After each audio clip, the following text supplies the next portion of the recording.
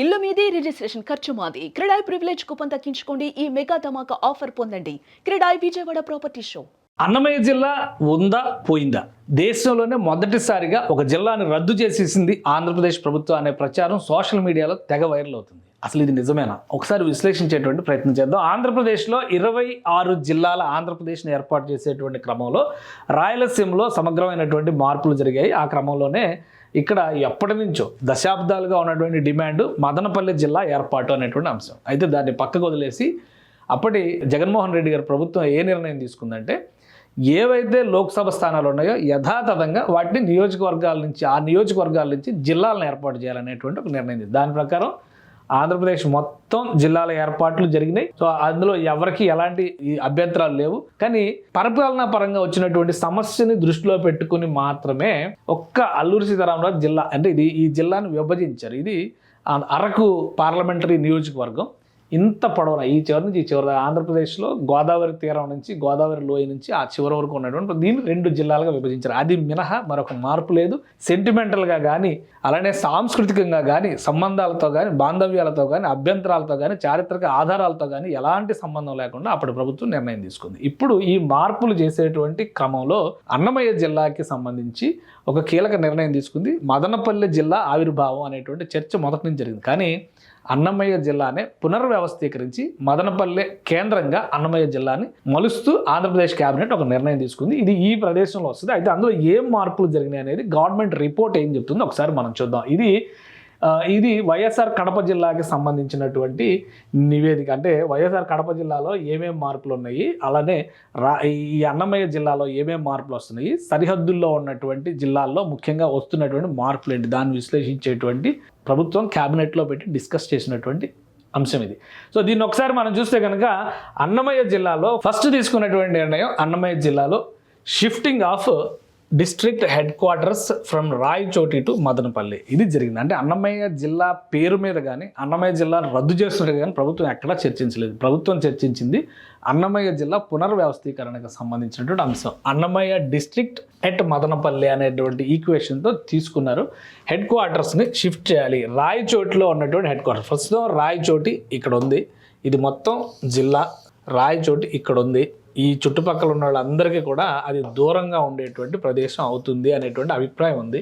Plus చారిత్రకంగా కూడా మదనపల్లి కేంద్రంగా జిల్లా అనేటువంటి డిమాండ్ ఎప్పటి నుంచో ఉంది కాబట్టి మదనపల్లి జిల్లా అని పేరు పెట్టేస్తారనుకున్నాం. కానీ ఆ పని చేయలేదు. హెడ్ క్వార్టర్స్ని మదనపల్లికి ఇక్కడికి షిఫ్ట్ చేశారు. అలానే కొన్ని మార్పులు చేసింది. ఇక్కడ దూరంగా వస్తున్నటువంటి కొన్ని నియోజకవర్గాలను కూడా కట్ చేసింది. అవేంటి అనేది మనం చూద్దాం. ఇది రాయచోటికి సంబంధించి. ఇది రాయచోటి.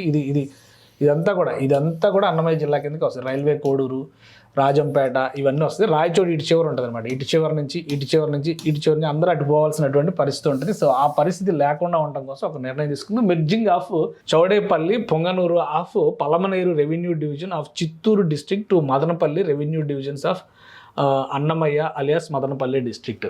సో ఇందులో ఒక నిర్ణయం, కీలకమైన నిర్ణయం ఏంటంటే పొంగనూరుకి చెందిన అంటే Chowdepalle, Punganur of Palamaner revenue division, ఇది చిత్తూరు జిల్లాలో ఉన్నటువంటి ఏరియాస్, వాటిని మెర్జ్ చేయాలని ఒక నిర్ణయం తీసుకున్నారు. తర్వాత merging of Sadum, Somala of Palamaner revenue division of Chittoor district to Pileru revenue division. ఇక్కడ ఈ నిర్ణయం రెవెన్యూ డివిజన్లో ఈ పలమనేరు నుంచి తీసినట్టుగానే ఇక్కడ కూడా చిత్తూరులో ఉండేటువంటి ఈ పలమనేరు దాన్నే తీసి దీన్ని పీలేరుకి అటాచ్ చేస్తూ నిర్ణయం తీసుకుంది. అంటే ఇక్కడ పూర్తిగా ఈ డివిజన్ పలమనేరు రెవెన్యూ డివిజన్ కనుమరుగు అయిపోయినట్టు ఇటు అటు బట్వాడా చేశారు అనమాట. ఇక మెర్జింగ్ ఆఫ్ పీలేరు, గుర్రంకొండ, కలకడ, అలానే కంభంవారిపల్లె ఈ మండలాల్ని రాయచోటి టు పీలేరు, రాయచోటి నుంచి పీలేరుకి కొత్త రెవెన్యూ డివిజన్ని చేసి పీలేరుకి అటాచ్ చేశారు.